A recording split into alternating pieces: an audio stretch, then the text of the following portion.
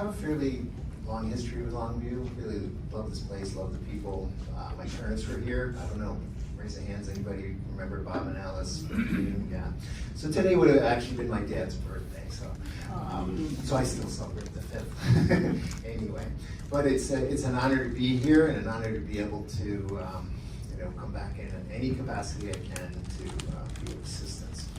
My whole life as a physical therapist, there's one thing that I actually truly believe in, and that is that these bodies that we are born into and we live in until we don't absolutely function best when they move. If they don't move, things go south. So one of the things that I want to sort of talk about, there was a period of time in the medical research and so forth, I remember very clearly, where as people got older, their medical people would say, well look, you're just getting older, so just, if it hurts, don't do it. I don't know if any of you have heard that.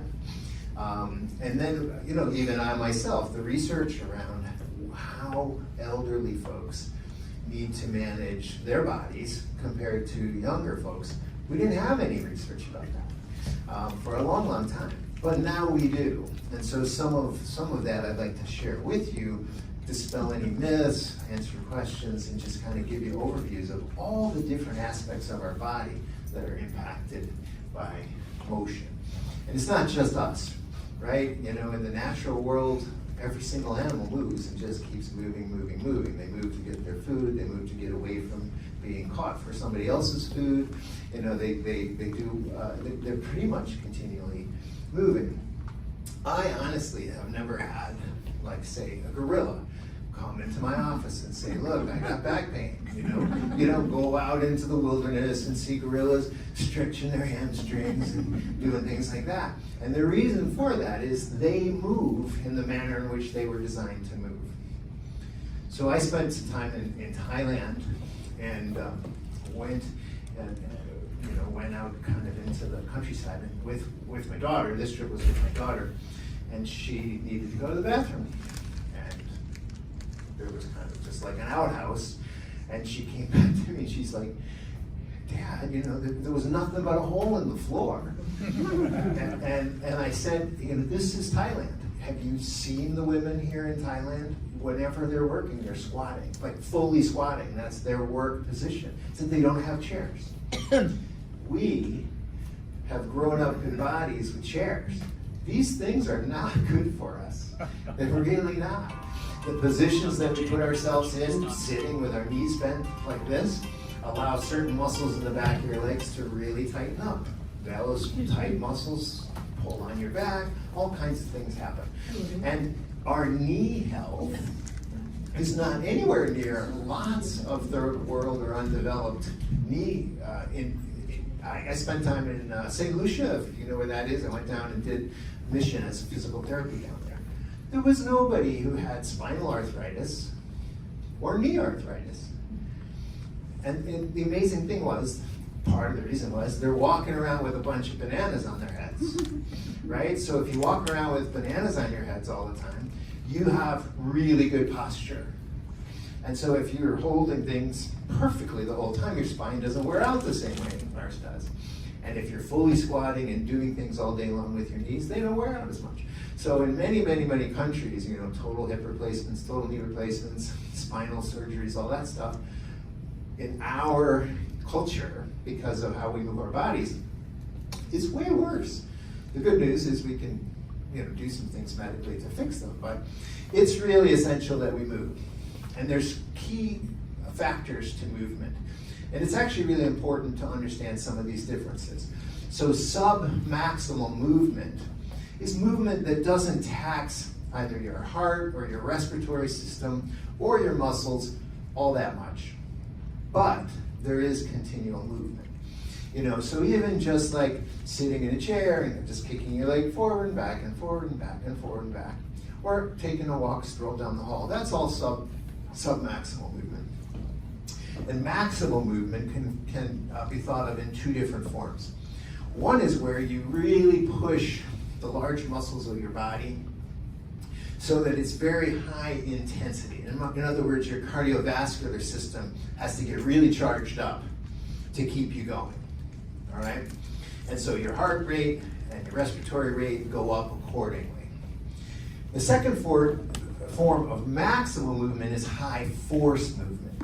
It doesn't have to be done repetitively, but that's the equivalent of lifting a real heavy weight. It's a maximal thing, but you may just do it once, okay? So your heart rate may not really be all that impacted, all right?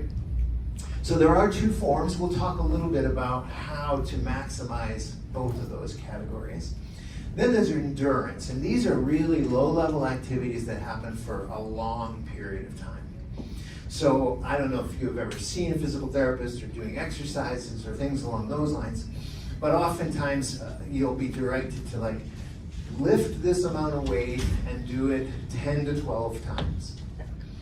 And if you do it 10 to 12 times and then you take a rest and then you do it again and again and again, it's usually a high enough weight where you're pretty darn pooped at 10 to 12 times anyway.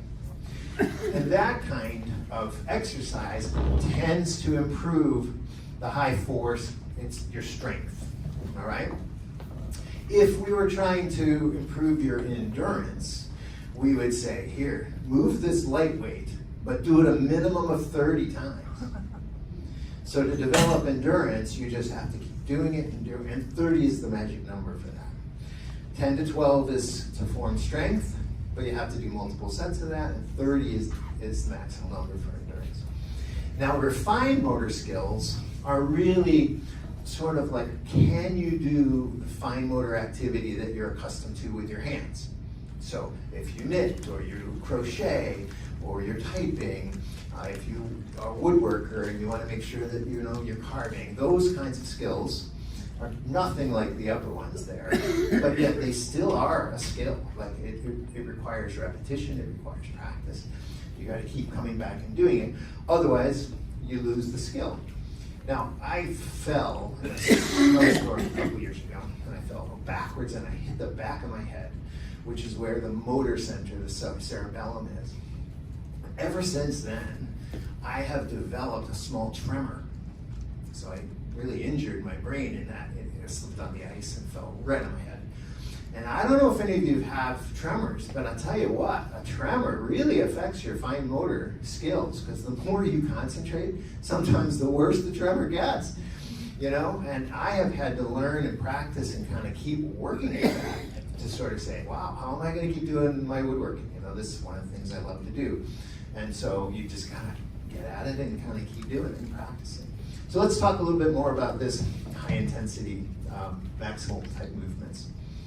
So when you deal with the cardiovascular system, what really gets the cardiovascular system going, so cardiovascular means heart and blood, right? That's the cardiovascular system.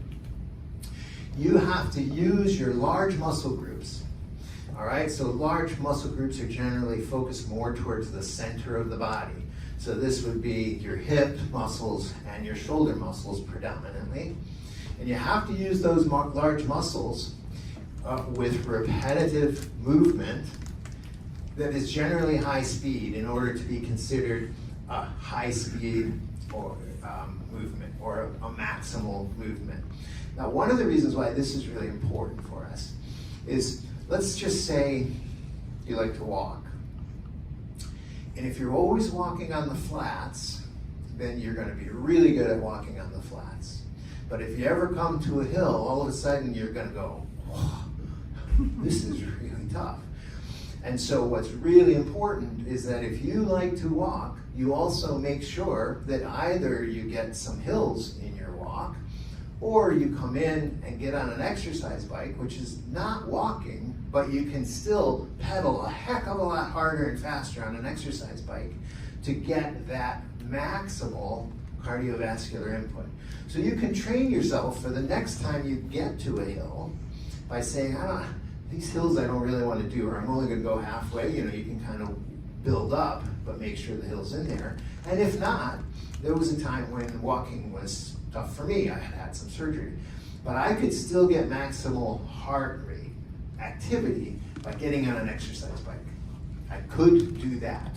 Or you choose to just go up the stairs rather than take elevators, things like that. So it's really important that these kinds of no, you're not gonna run stairs, most of you, I'm guessing, all right?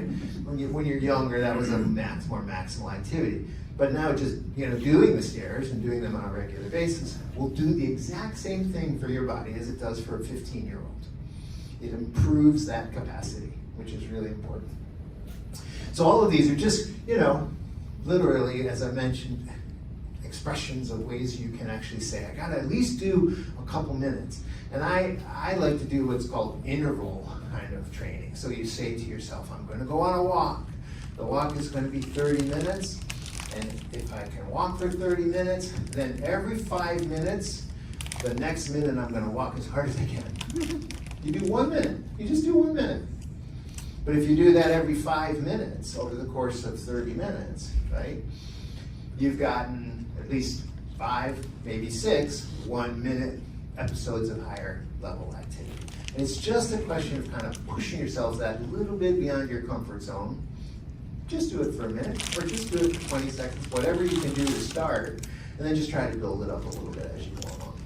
So I would hope that, in the next month or so, we're gonna see some of you just like sprinting down these hallways. I'm late for dinner, this is my high intensity exercise, I'm going. High resistance, again, is with weights, all right? Now, if you do 8 to 12 is generally what we really talk about. The key with this is you need to feel like you're close to exhaustion. So the way you determine what the proper weight is you say, I'm gonna do this 10 times. And you pick up a weight, and if you can go 15, 16 times, the weight's too light, all right? And it takes a couple of times to figure out the right weight. But when you hit the weight where you're like, 9, 10, then you know you got the right weight, okay? And it doesn't matter what that weight is. When my mom was 65 years old, I gave her a 3-pound weight for Mother's Day, right? Isn't that the best thing you want to get from your son on Mother's Day? She thought it was okay, so that was all right. But I said, Mom, I want you to lift this weight. It's just 3 pounds, but I want you to do it every day. I told her how to do it for the rest of your life. And she did. She absolutely did. I took her over to Ireland for a trip one time, and I helped her carry her suitcase and open up the suitcase, 3-pound weight in the back. She brought it with her.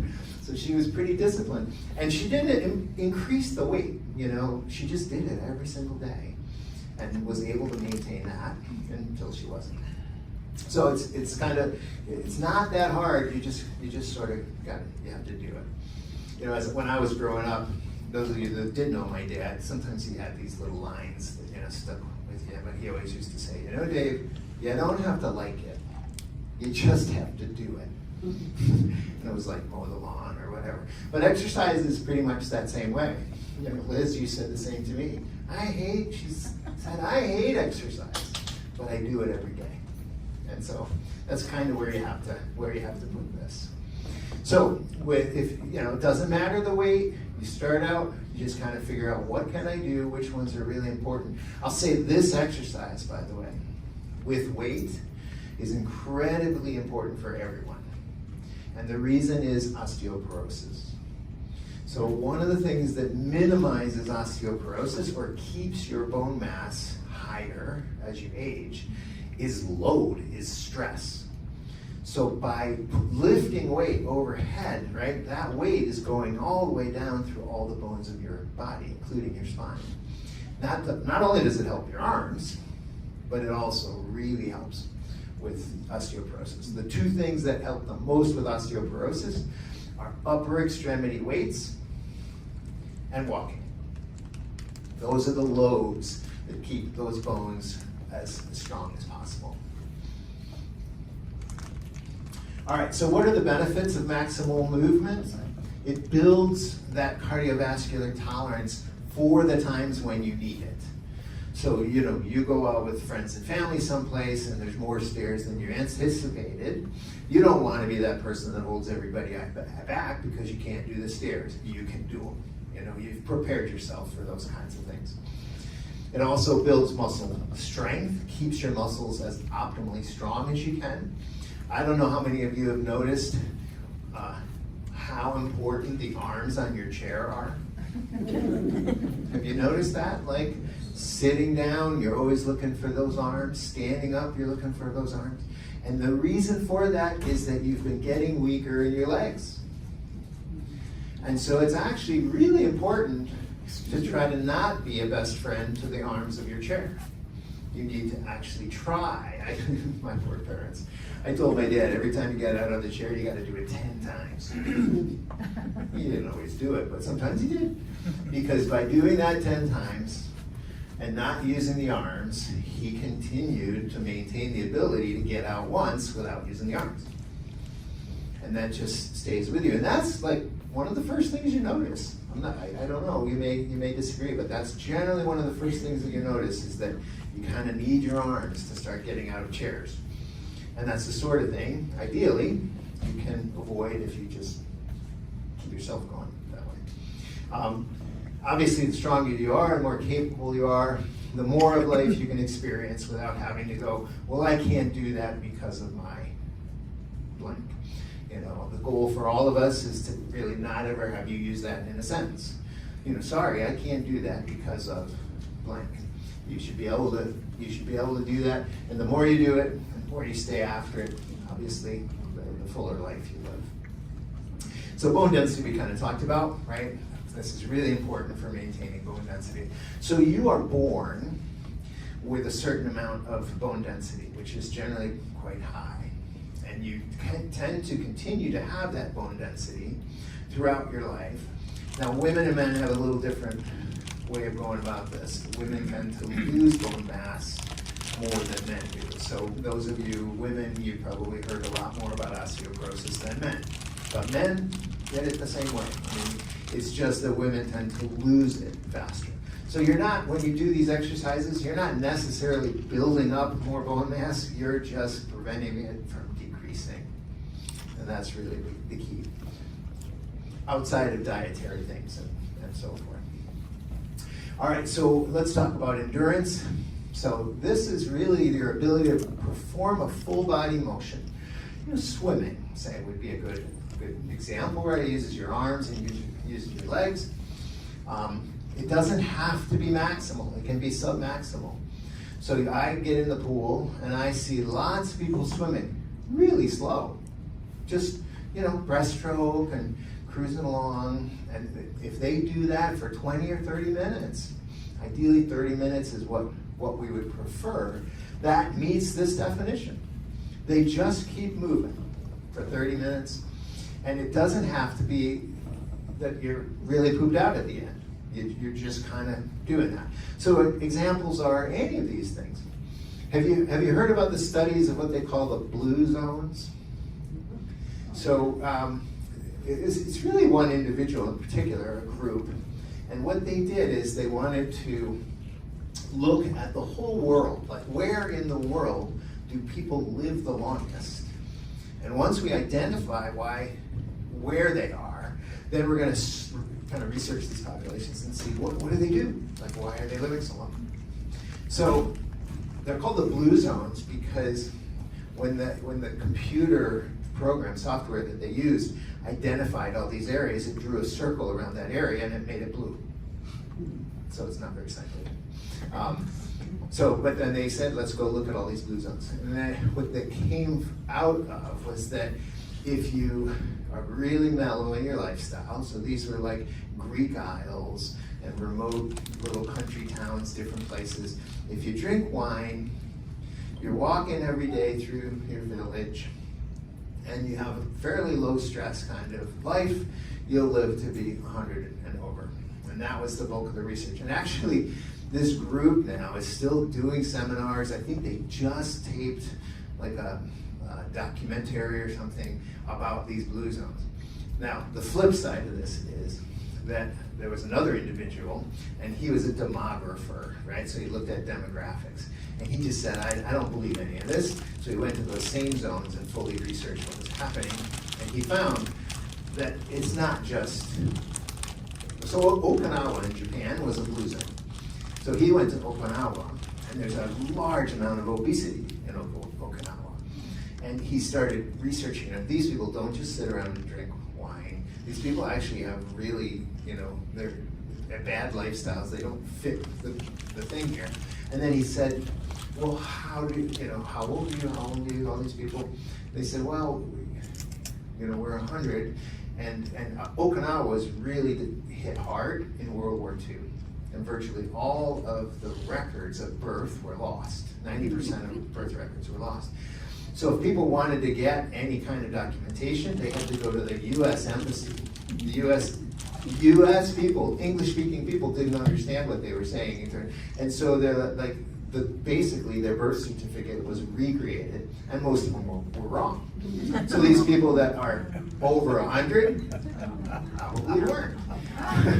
And they went to other parts of the country, like they went to South America, to some of the blue zones, and they found that people knew people who would change their date of birth because they'd be eligible for retirement benefits sooner.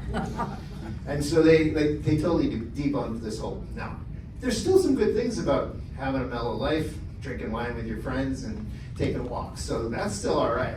But it's not going to guarantee you turn to 110, unless you change your birth certificate. Evidently, birth records in the U.S. weren't really very good prior to the 1940s. So evidently from the 1940s, the government took it a little bit more seriously. So even some of you may be older or younger than you think you are. And if I were you, I know which way I'd choose to go. All right, so skilled movements. One of the biggest threats to aging is loss of balance. So we go back to, again, sort of what you're told. I had so many patients who would come to me and say, I can walk on the sidewalk, but if I go out in the grass now, where it's really uneven, I just don't, I don't feel the same unless I'm holding the lawnmower. If I'm holding the lawnmower, I'm totally fine. But if I let go of that lawnmower and have to go down a little gully or something, I just feel like I'm losing my balance. And many practitioners would have said to them, well, don't do that. And my line was, don't fall, do it carefully, but do it more. Because all of those little changes really are training. They're sending signals to your brain. If your brain doesn't get those signals, it doesn't know what to do with them. And if it doesn't know what to do with them, then you lose your balance, but your body doesn't react in time.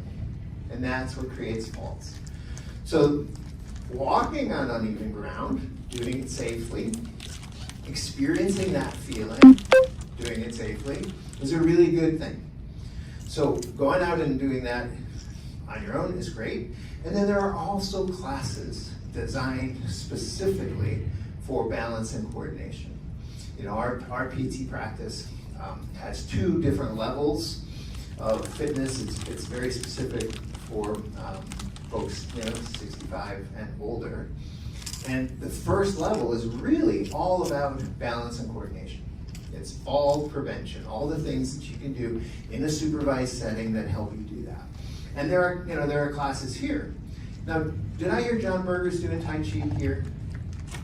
Lori is doing it. Oh, not Lori John. Hilbert. Okay. Yeah. So there has been very significant evidence that people that do Tai Chi have a significant reduction in fall risk. So Tai Chi, if those of you that don't know it, it's actually very slow, controlled movements where you're shifting your weight from one leg to the other and then moving in ways where sometimes you're literally having to stand on one leg as you do this and you do this, and it's hard, but just doing it really stimulates those things. So if you can get involved in the Tai Chi, do it. You get other opportunities through recreation department here to do movement, classes. Even chair yoga is a form of movement, but my preference is you always try to get out of the chair, so that you strive to doing more yoga without the chair than yoga with the chair. But it's all good for you. It's all better for you. All good. So it's really important to engage in activities that challenge your balance in a safe way. It's got to be safe. All right. So there is some necessary component of coordination in your upper extremity as well. Some people notice like that they're writing. How often do we sign signatures anymore, right? Very little. Like you go to the drugstore, you go to Wegmans or whatever, and they just say sign on this pad, and I just write, Richard Nixon, and I write all kinds of stuff in there, and they don't care. It doesn't really matter. But I go to actually sign a check, and it's like, wow, I haven't done this for 6 months. Actually sign my name. So some of that, if you're writing letters to your friends, that's a great thing because it's good practice to keep writing. Otherwise, you just sign once, copy your signature, and you just can send your electronic signature everywhere on your computer. That's the alternative. So there's lots of things. I tend to be a woodworker. I know that knitting, quilting, lots of fine motor movements are very common and are really great for you. Even just food preparation, right? The food prep that you do yourself helps you with knife skills. There's small pieces of things, the little peppers you got to pick up to put in the meal and so forth. So the more of those things that you just continually do, obviously, the better. So what's systems? So when I talk about systems, all right, I'm talking about big systems in the body, and all of these systems are affected by movement. So the musculoskeletal system is obviously affected. The neural system is affected because in order for your muscles to move, your brain has to tell them to do it, unless it's a reflex. And actually, your brain doesn't get involved there. That reflex actually just comes from the spinal cord alone, which is why it's so fast. It doesn't have to go all the way up to the brain. Your digestive system, all right? How many of you have had dogs? How many of you have found that when you walk your dog and they poop, you can come home and do the same thing? Now that's kind of crude, and I don't mean that to be the case. But our systems work the same way the dog systems do. I know my dog got to go out and run, in order for the digestive system to really work. And it's very much the same for us. So it affects the system you wouldn't think of otherwise does. Cardiovascular system is kind of a no-brainer. Lymphatic system we'll talk about too, because some of you may not know much about that. So in the musculoskeletal system, we talked about bone health. So here's how bones stay strong. If you apply stress through a bone, then what happens is, in your body, with the exception of brain cells, every cell in your body has been new within the last 5 years. So your cells die, and then you develop new ones. Now, if your bone cells die, and they were under stress, and they knew how to line up with one another in order to make architecturally stronger bones, if then you have new cells and you don't stress them the same way, they don't line up the same way. So then on x-ray, we can look and go, oh, your bone density is down. In other words, the organization of your bone cells is not as good as it used to be for strength. And so motion really helps to align these cells, and they respond to two types of stress. They actually respond to traction, which we don't get too much of, unless, I don't know, does Longview have organized tug-of-war events? Something new, I think that would be fun. But if you're pulling on something, and it's pulling on your body and bones, that's traction. We don't get that a whole lot. But we do get a lot of compression, and we actually get a lot of torque, side-to-side kinds of things. So if you're carrying something, there's a downward force on that bone, and it's responding to that based on what you're doing. So they respond to all kinds of movements, and it's really important to do all those movements. Now, joints are really interesting. I mentioned like that there's much less arthritis in other cultures than ours. And one of the things that happens when you move is the actual joint. Let's say the knee, let's talk about the knee. It's called a synovial sac. So there's this sac of fluid in your knee. So have any of you ever kind of hurt your knee and seen it swell up? Right? So when your knee swells up, it stays pretty swollen in the knee. And that's because it's in that sac. All right? It's contained in that balloon. And so the balloon gets bigger and then ultimately, gets smaller. So in the knee, as a great example, if you don't move, the cells that produce that fluid produce lower quality lubricating fluid. So it's like you get bad oil for oil change. You buy the cheap stuff instead of buying the good stuff. But if you move, and movement doesn't have to be that vigorous, it just has to be moving. If you move, your body upgrades the oil change, right? It gives you better oil, which is more lubricating, which prolongs arthritic kinds of concerns.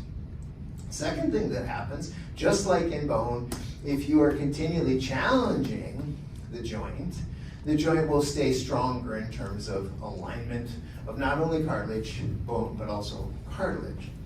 So it's really important that you use your joints and load your joints and move them repetitively so that you can get these benefits. And what happens with muscle is, you've seen that muscles change. You've seen it in yourself and you've seen it in athletes, right? You look at the legs of cyclists and you go, how does anybody get thighs like that? Massive thighs. So the sarcomere is kind of the building block of muscle, and the more stress you apply to these sarcomeres, the more of them they generate. Your muscles just get bigger. Now, one of the things that happens with aging is your muscles atrophy. Everyone does. You are weaker now than you were 10 years ago. Even if you're exercising every day, the intensity of the exercise is probably a bit less. And I found that started happening for me at age 15. I lifted the same 30-pound weights every single day doing this. And all of a sudden, right at age 50, that 30 pounds was just too heavy. I had to back it off a little bit. So I backed it off and still kept doing it, but it has literally dropped starting from age 50. So I don't know, what it is for everybody. I just know that was my experience. I was like, darn it. I am getting weaker, even though I'm doing the same thing. What I had to say to patients who sort of got concerned about getting old, I said, look, here's the deal. Aging means you have to work harder every day just to stay the same. And that's kind of the reality of it. You really have to put in the work so that you can do tomorrow what you did yesterday. And that's just, it's just the reality, I'm afraid. All right, so the callus principle in terms of building up tissue, the example that I use is this. If you go out into the garden, first beautiful day, and you spend the whole day shoveling, digging, right? Everything else, how common is it that you get blisters? Did you get what? Pretty common, blisters, like your hands. You're like, wow, I just was digging way too much. However, if you dug an hour that day, and you dug an hour and a half the next day, and you dug 2 hours the next day, and you dug 5 hours the next day, then what happens when you look at your hands? You've been stressing the very same skin where you would have gotten a blister. But that repetitive stress, day over day over day, caused your skin to get thicker and heavier to withstand the stress. That principle, which you all know, right? You've all seen it. Pretty much everybody's gotten blisters somewhere. That principle applies to everything. If you stress it just a little bit every day, you can create not necessarily a callus, but you can basically make sure that the functions of that muscle, organ, whatever, stay where they're supposed to be, or improve. So that's kind of you won't find that in any book, I made that up. All right, so you don't Google it. But it's just meant to make you think, right? All right, so what happens in the neural mental health realm, right? So when you continually, repetitively do something, your brain does really cool things. So how many of you play a musical instrument or have played a musical instrument? Okay, you remember back to your first lesson, like if it was piano, the C scale was 8 different things that you had to remember, 8 different movements, right? And then by your 5th lesson, the C scale was 1 movement. It was da-da-da-da-da-da. Your brain took those 8 different things that you kept doing over and over when you were practicing and turned it into 1 command. And ultimately, if you're a concert pianist, you sit down at the piano with no score. And you play the whole bloody thing because you know it by heart. And if you ask those concert pianists, do you think about each one of those notes? They go, no, I just play the concerto. It's all 1 neural button to them, start to finish. The brain is very cool, and we all have had this experience one way or the other. And that's what you've got to keep doing. You've got to keep the brain taking all these little tasks, grouping them into 1, so it doesn't have to work so hard. It just pushes 1 button instead of 8. So it's actually a cool thing when you see it happen. You know, it happens if you're a baseball pitcher, right? The more you practice, pretty soon you start getting it over the plate a whole lot more frequently, and that's what happened. So large motor skill stuff we talked about. So the balance, the coordination, things that you can do that can really challenge that are really important. Small motor skill we talked about too, which again, if you were a musician, keep playing. You know, piano is one of the greatest ways. Guitar is also a tremendous way, at least with one hand, to maintain this fine motor dexterity. The other thing that happens is the more blood you pump, you have to remember, like your muscles love to have blood, but so does your brain. And your brain is the highest point on your body, which means the heart has to work hardest to get blood to your brain. So if the heart's not pushing all the time, sometimes it's your brain that is the only place that doesn't get the amount of blood that it should. And if that happens over a long period of time, you've got, you will notice decreased cognitive skills. You'll notice decreased balance skills because of that, So the solution is not to stand on your head. Could be, I guess. But the solution is to make sure that your heart gets strong enough to pump up that high on a real regular basis. So I want you to think about it the same way you think about bones and muscles. I think that's the point here. So some of these conditions that people get, Parkinson's, MS, these are conditions where there's a real impact on your motor skills. These diseases tend to affect your nerves and your muscles. And movement is really essential in minimizing the impact. You know what's the single most helpful thing now that we've found in terms of movement to help people with Parkinson's? Anybody have an idea? Boxing classes. Never would have thought of that, right? Isn't that what causes it? Well, if you are a boxer and you're getting hit in the head all the time, it causes Parkinson's. Yes, you're right. But we're not talking about that kind of boxing. There are specific classes now that have found. So one of the things that's really hard for people with Parkinson's is reciprocal movement, right? Go this way, then go that way. And boxing is reciprocal movement because you're stepping forward, you're stepping back, right? You're punching, you're coming back. And it helps with balance. So it's really been interesting. It has been pretty well researched that boxing classes, we have them in Ithaca, that are specific for Parkinson's, really can keep your movement and activity in check. It's kind of impressive. These things that you never think of, right? It's like that joke, 2 fish in a bowl. All right, I'm sorry about that. 2 fish in a tank. One turns to the other and says, do you know how to drive this thing? Right? You never thought about that. That's kind of like this. You never would have thought boxing, would come into the picture with Parkinson's disease.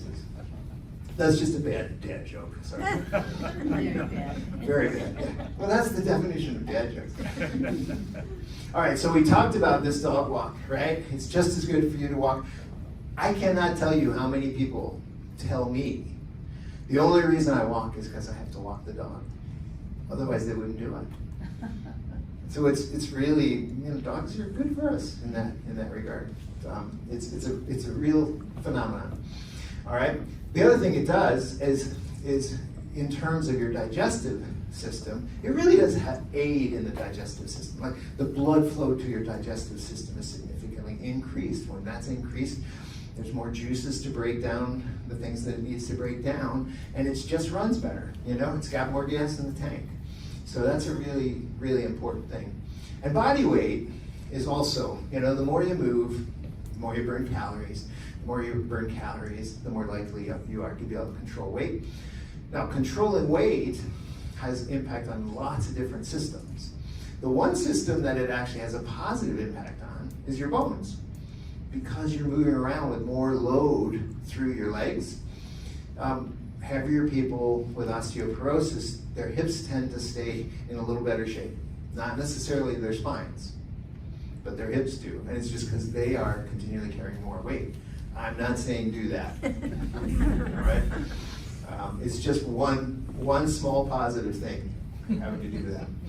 So do most of you know what the lymphatic system is? There's a clear fluid in our body called lymph, which runs through a whole system of channels, right? Just like blood does, but there's no pump for it. So it can move based on 2 things. It moves based on movement and gravity. So one of the things that happens, and I'm sure some of you have noticed this, if you sit for a long period of time, what happens to your legs? Right? That swelling in your ankle is lymph. And it's gone there because it's the lowest point in your body and you haven't been moving it anyplace else. So what you really, when you start noticing swelling in your ankles, all right, that's lymph. And this system needs movement to move that stuff around. And if that stuff stays in one place for too long, it's called lymphedema. And lymphedema can break down, it can put pressure on your blood vessels so you get less blood to the area. That lymph is made to be moved everywhere, So the more movement, the better, so that it doesn't stay in one place. So muscles act really as the pump, predominantly, to keep that lymph moving. And it's really, again, it's everywhere. All right, so the question is if what I'm talking about here is the same for a 15-year-old as it is for each of you, all right? And the answer is yes and no, all right? So as we age, some things generally happen with regards to blood pressure. Have you noticed that your blood pressure is a little bit higher? And your doctor kind of goes, well, it's not what it used to be, but it's within the normal range. And like in your 20s, 140 over 95, they would go, you need blood pressure medication. But somehow in your 60s and 70s, they go, no, you're okay, you're cool. That's what happens. Blood pressure goes up. And one of the reasons blood pressure goes up, just so you know, is like your blood vessels become less elastic. So when your heart pumps when you're young, every pump, your vessels kind of, with each pump. And as your blood vessels become a bit harder, then when the heart pumps, the vessels can't take up that blood pressure, and so the pressure within the actual vessels goes up. That's we're all getting a little stiffer everywhere, including in our blood vessels. So that's considered normal. But what happens here is that the notion that you should be performing at your maximal stays the same. It's just that your maximum in your 70s, 80s, and 90s is not what it used to be. You determine what your maximum is now, and that's what you want to continue to strive for. So these cardiovascular changes will still improve if you go to those maximum amounts. All right? It's just that the actual value of the number may be higher, may be different than when you were younger. And there is no difference with regards to movement. In other words, if I say to you start lifting weights today, you will get stronger, just like a 15-year-old. You will. It'll take time, and it might take a little longer time. But the changes that happen in the 15-year-old will happen in you in a positive way. So that lots of movement, you know, you're not immune, you're not different. And for many years you might have been told, like, oh, with aging, just give up on all that stuff. Don't do that. So what are really the takeaways here? Movement's really essential in lots of ways, in lots of different systems. And if you go to the hospital and you end up on bed rest, if you lay in a bed, let me make sure I get this statistic right, 10 days, yeah. If you lie in bed for 10 days because you had a valve replacement or something like that, it will take you 6 weeks to get back to where you were from that 10 days. So it's like really stacked against you. Non-movement happens fast, and recovery happens slow, but it happens. It affects both your mental and physical health, and the key really is, it doesn't really have to be intense. One of the things I've learned from my wife is, if she has 20 minutes to go for a walk, she goes for a walk. And I'm one of these guys. If I don't have an hour to go for a bike ride, I won't go at all. And so I've kind of learned from her, all right, I do have 20 minutes. I can do something in that 20 minutes. It's my head that's saying I have to bike for an hour. If I can do the hour, I do it. But I found myself sort of just like, let myself off the hook because I didn't have the time. Now that I've retired, I actually don't have that excuse as much. So that helps. Retirement's not that bad, I found out. It's like, you can fill it with stuff. Most of it movement. So that's kind of the basics of this, and we're certainly happy to answer questions that you may have or that this may have brought up for you. What does lymph do? What does lymph do? That's a great question.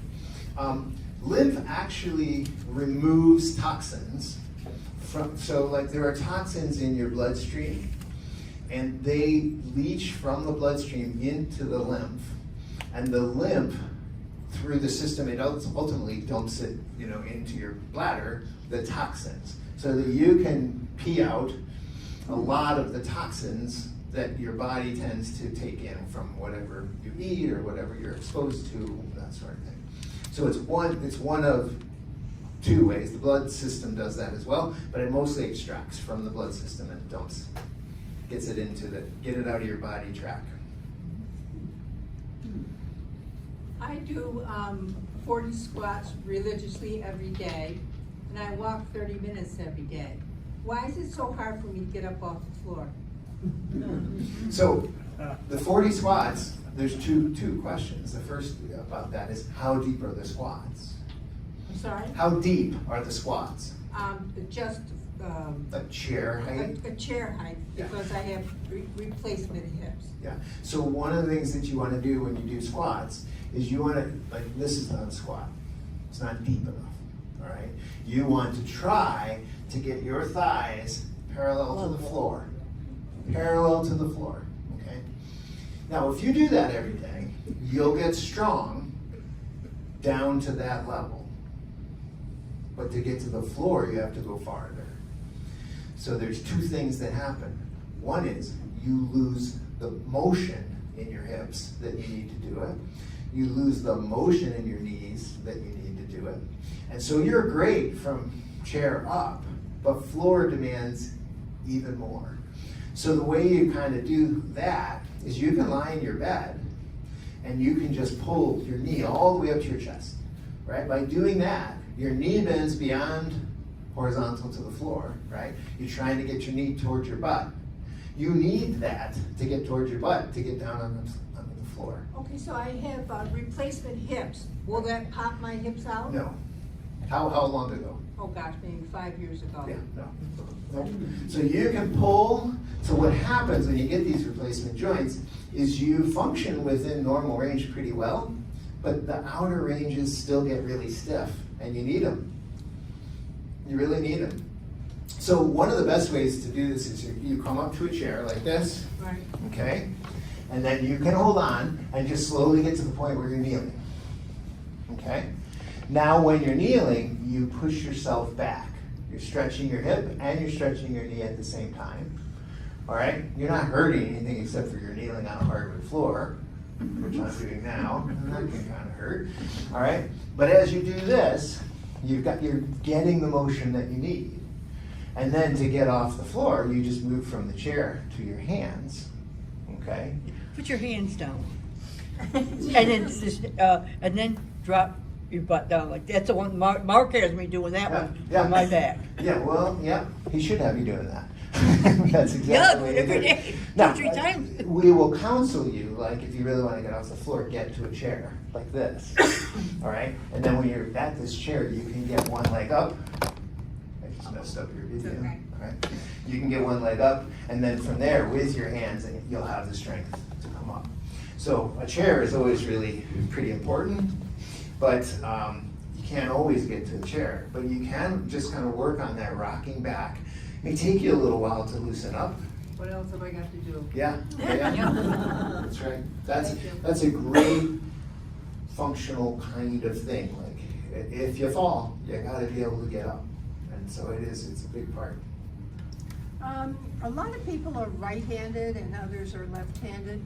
What is the difference? And if you're left-handed, should you try and be right-handed? No. Left-handed people are just way smarter. So I'm left-handed. In case you no, I'm gonna. In Latin, left. Anybody know what left is in Latin? Sinestra. Sinistra, right? So the Latin folks thought that left-handers were sinister, right? And so did my third grade teacher. You know, she tried to make me write with my right hand. So the answer is absolutely no. Those preferences are born in you. You start to see them in infants. You know, they prefer to pick up things or throw things with hands. But there's nothing to think about there in terms of In that. fact, it's gauche, which means not proper, like, it's gauche. Well, lots of right-handers think left-handers are not proper. I don't know why. It's never the other way around. If you've got, I've got arthritic shoulder joint, so I do the weights, but then And it grinds. it hurts because I can feel the bones growing, moving together, like the synovial fluid isn't there. Mm-hmm. So Does it harm it to keep doing it? it actually doesn't harm it. So the question was, she's got an arthritic shoulder. Some of you may have, grind when you do certain things. You will notice that the more weight you subject to the shoulder, the more grind you get. And that's because the harder the weight is, the more the joint compresses. So the advice there is twofold. First, find a weight that you can do that doesn't make the grind too much and doesn't cause it to hurt afterwards. So it might be a lighter weight. Guess what? You just have to do 30 reps. Sometimes I'll do different weights, You can do different heavier weights. weight in the good shoulder and a lighter weight in this one. And the other thing is then just to occasionally lie on your back and lift them this way instead. Yeah, it doesn't hurt that way. It won't grind. It won't. It only. You could lift a cow that way. I think that's what there's stories of the ancient Greeks, like giving cows to young people, and their job was to lift the cow every day. And then as the cow grew, so did they get stronger. So that's an option. Grandkids, give them a cow. They're all set. Anything else? So Dave, the lymph is to remove the toxins. How about synovial? What's the difference between those two? That's it. Synovial, yes. So lymph is body-wide. Synovial fluid only stays within joints. And not all joints are synovial joints. but most of them aren't. There are some joints that don't have this sac around them and that don't have the fluid in them. Like you have joints in your skull, right? If you looked at pictures of your skull and all those, they are actual bone-on-bone joints, but there's no fluid or anything in those. Yeah, there's cartilage. Yeah. If you sit on the floor in a 90-degree angle and you can't do it, eventually if you keep doing it every day, will you be able to sit on the floor? Legs out straight. With legs out straight and straight up, if you do it every day over a period of time, or you'll never be able to do that? It depends. If the reason you can't do it is because of a joint limitation, in other words, like if you can't stand with your knees straight because of your arthritis, they're not going to get straight when you're sitting down on the floor, right? If your hips don't move far enough to sit that way, you're not going to be able to do that. If the reason you can't sit with your legs straight is because your muscles are tight, that will improve. You just keep stretching them and they get better. What if your legs are not straight because you were born knock-kneed, extremely knock-kneed? My mother got me to orthopedics, to everything, and I'm still knock-kneed. I tried to do Pilates, and I hurt my knees because I was bending. You see, I can't put my feet closer than that. Right.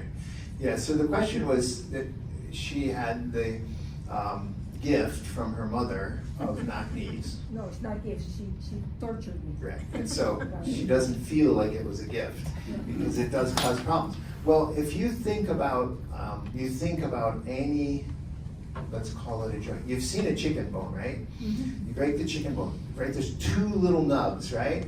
There's one and then there's another, okay? So now if those two nubs are sitting on top of another bone, but that bone is tipped like this, one of those nubs is gonna get all the weight. And the other one is just kind of not getting much pressure at all.